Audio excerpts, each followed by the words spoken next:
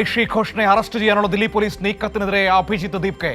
വിദ്യാർത്ഥികളെ വേട്ടയാടിയാൽ വീണ്ടും സമരമെന്നും സർക്കാർ വിദ്യാർത്ഥികളെ വേട്ടയാടുന്നത് അവസാനിപ്പിക്കണമെന്നും അഭിജിത്ത് ദീപ്കെ. സോഷ്യൽ മീഡിയ പ്ലാറ്റ്ഫോമായ എക്സിലൂടെയാണ് പ്രതികരണം. വിവരങ്ങളുമായി ഫെമിന ചേരുകയാണ്. ഫെമിന, CJPയുടെ മുന്നറിയിപ്പാണോ ഇപ്പോൾ വന്നിരിക്കുന്നത്?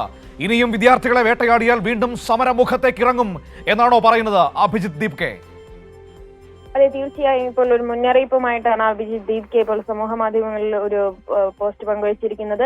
വിദ്യാർത്ഥികളെ വേട്ടയാടിയാൽ വീണ്ടും സമരം നടത്തുമെന്നൊരു മുന്നറിയിപ്പാണ് നൽകിയിരിക്കുന്നത്. സർക്കാർ വിദ്യാർത്ഥികളെ വേട്ടയാടുന്നത് അവസാനിപ്പിക്കണമെന്നാണ് അഭിജിത്ത് ദീപ്കെ പറഞ്ഞിരിക്കുന്നത്. അതേസമയം തന്നെ കോക്രോച്ച് ജനതാ പാർട്ടി അവരുടെ ഔദ്യോഗിക എക്സ് ഹാൻഡിലൂടെ ഇപ്പോൾ ഐഷി ഘോഷിന് പിന്തുണ പ്രഖ്യാപിച്ചിരിക്കുകയാണ്. ഐഷി ഘോഷിനെതിരായിട്ടുള്ള നീക്കം ഭീരുത്വവും അപലപനീയവുമാണ് എന്നാണ് ഇപ്പോൾ CJP പറഞ്ഞിരിക്കുന്നത്. രാജ്യത്തുടനീളം ഇത്തരത്തിൽ പ്രതിഷേധക്കാരെ ഉപദ്രവിക്കുന്ന പോലീസ് നടപടികളെ ശക്തമായി അപലപിക്കുകയാണ്.